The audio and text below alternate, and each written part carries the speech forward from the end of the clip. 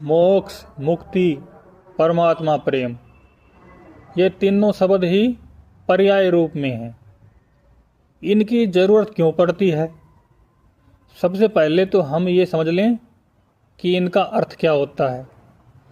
मोक्ष का अर्थ होता है मोह का क्षय, मोह का ख़त्म हो जाना, राग द्वेष का ख़त्म हो जाना। मुक्ति का मतलब होता है बंधन का नहीं रहना। परमात्मा प्रेम का अर्थ होता है कि अखंड प्रेम की प्राप्ति हो जाए, जहाँ प्रेम के सिवा कुछ भी नहीं हो, प्रेम ही पूर्णता हो।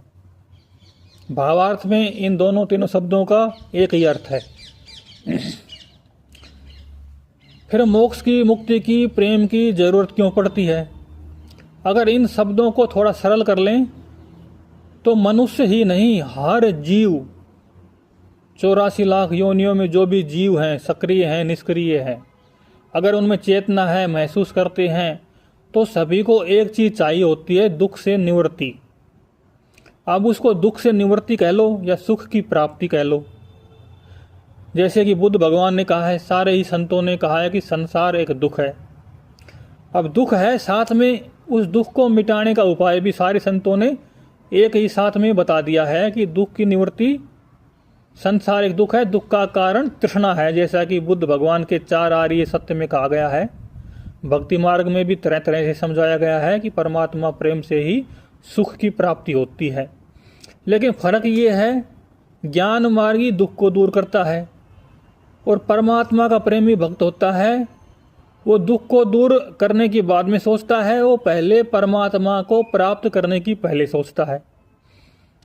लेकिन दोनों का अर्थ घूम फिर के एक ही हो जाता है। आप रस्सी को इधर से पकड़ो या इधर से पकड़ो, एक बार एक छोर पकड़ में आ जाएगा तो दूसरा छोर भी अपने आप ही पकड़ में आ जाएगा।